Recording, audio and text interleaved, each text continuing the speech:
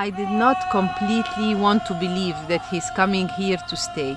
I always had, that was my way of surviving, is that I thought, no, he'll come back. It will take him a year or two or whatever, then he'll come back. But when he succeeded in being a part of this community, a part of this life, and I always loved the States. We had been here many times before. I always loved the American people very much. I think they're very nice and kind. And I found how happy he is here. Then I started understanding or accepting the fact that he's not coming back. It's tough sometimes. It is tough. And there were years when he first came here, he was not considerate for enough to speak to us a lot on the phone. He was trying his wings, as they say, and flying high and enjoying himself too much to think about us. And these were tough years. Maybe it were 2 years. But after that, he came back to his senses, maybe. He missed us, I think. He missed us. And the relation started slowly coming back. And now I couldn't wish for anything better for him. He's happy here. He's in his environment. He's loving it. And this is where he's meant to be. And as long as we are able to come, we'll come as much as we can. And who knows, maybe one of these days we too will come and live here. Who knows? For me, it's I take a very hard two decision in my life, but this give you idea how we love our children. It's a dream for every Egyptian father that his sons continues his private business, and I have my own private business in engineering, something have related with engineering. The first decision, Shereef, when he beginning his college, he decided to be engineer, to continue my business. And after 1 year, he come to me and said, "Father, you shall be angry if I change my idea, do not to be engineer, and I am more interested in IT, computer science."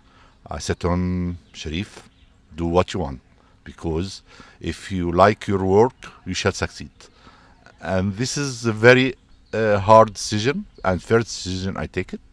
And of course, the second decision, when he finished his college, he had a very successful company, his own company in Egypt. And after this, he come one day and said to me and his mother, "I have a very good chance in a big company, IT company, Microsoft in the United States of America, in Seattle, and I want to go there and continues my dream." Of course, we said to him, "You are free, do what you want, but from our heart, of course, it's a little hard, but this is life. You should give some freedom to your sons to do what they do."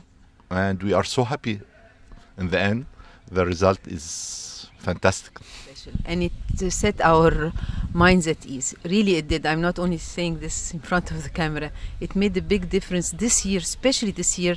We stayed for a month here. We saw most of his friends, and then the friends he had already from Seattle, and we got to know them more and see how nice, kind people they are, see how happy he is with them, see how they are like a supportive group for him. And he's not alone. And especially also, I have to say, Jolana's family. Jolana's family was very, very present, lovely, and it's not a surprise, but it's a lovely gift he gave us, because her family are wonderful people. I couldn't have wished for a better family for Shereef here in the States. And families are important. I can't say he's only marrying Jolana. No, I think you marry into the family, the whole family. So I think we're so happy that they're such nice, kind, thoughtful, and they love him. I don't know why they love him so much, but they do, which is a blessing. It is a blessing. From our last a lot of visits to the United States, every time we come to Shereef's house, we find a lot of his friends.